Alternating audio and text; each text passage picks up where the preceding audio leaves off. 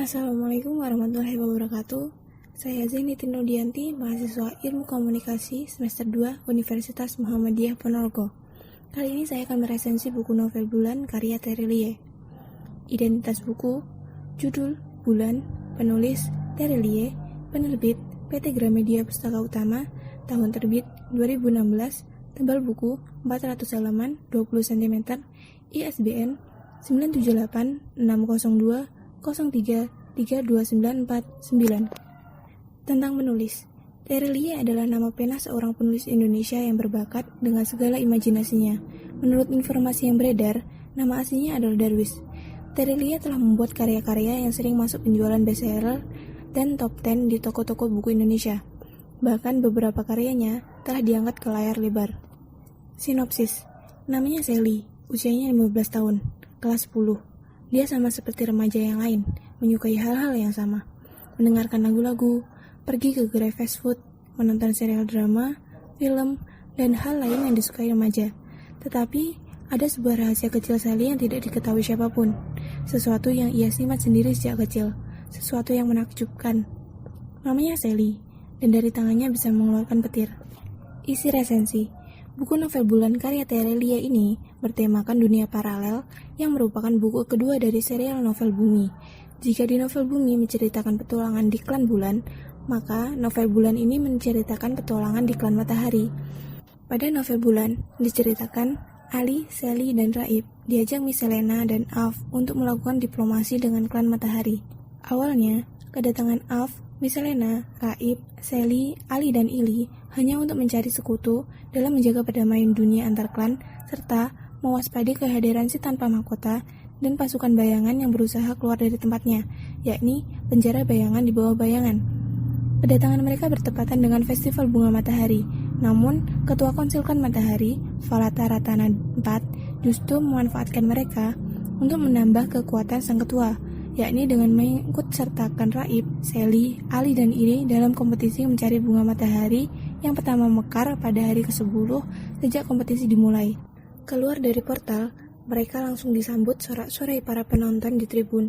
Mereka datang persis saat pembukaan acara Festival Bunga Matahari. Raib, Sally, Ali, dan Ili mengikuti kompetisi dengan menunggangi harimau putih dari pegunungan salju, hadiah dari Malatara Tanah 2.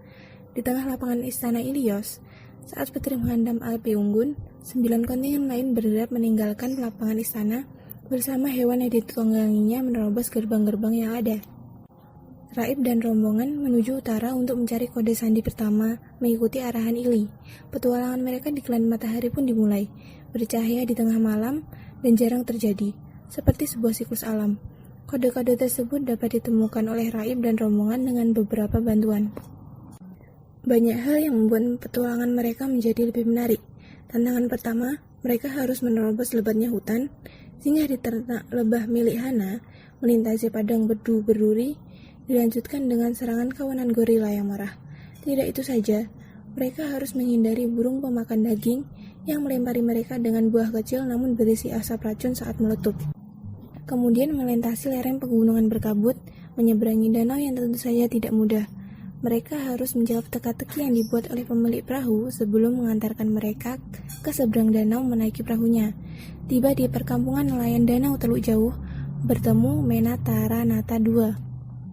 Halangan lainnya adalah mengalahkan gurita raksasa yang sensitif terhadap suara dan cahaya penunggu danau saat mencari petunjuk kedua. Juga serangan licik dari kontingen lain yang membuka tutup waduk sehingga menghasilkan air bah, dan untungnya mereka lolos dari air bah yang tumpah. Meski kehilangan harimau tunggangan mereka, setidaknya air bah yang menyeret mereka puluhan kilometer menghemat waktu mereka. Tidak dilupakan juga mendaki bukit, menuruni lembah panjang yang licin dan berbahaya, terjebak di tengah-tengah lembah yang dipenuhi jamur raksasa berkilau yang jika tersentuh bisa meletup dan mengeluarkan racun. Memasuki lorong tikus bawah tanah dan dikejar oleh tikus raksasa saat melintasi benteng. Sempat terkecoh dengan teori yang mereka buat dan bergegas kembali ke kota Ilios, namun di tengah perjalanan mereka sadar jika tujuan mereka bukanlah kota Ilios. Lalu dengan waktu yang tersisa, mereka bergegas kembali ke peternakan lebah milik Hana, tempat di mana petunjuk itu mengarah.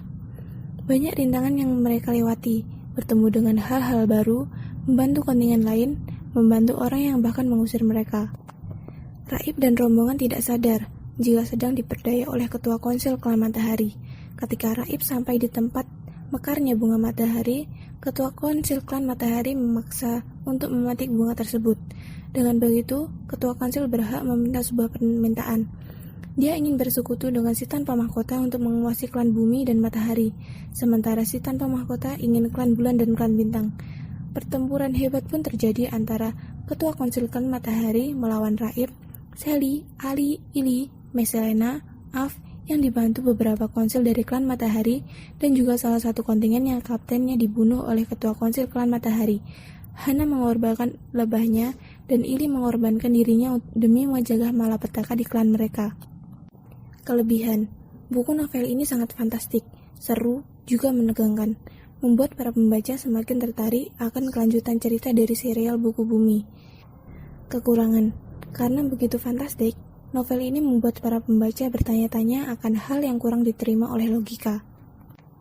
Novel bulan ini bergenre unik, petualangannya seru, karakter tiap tokoh menarik, membuat pembaca penasaran akan kelanjutan cerita berikutnya.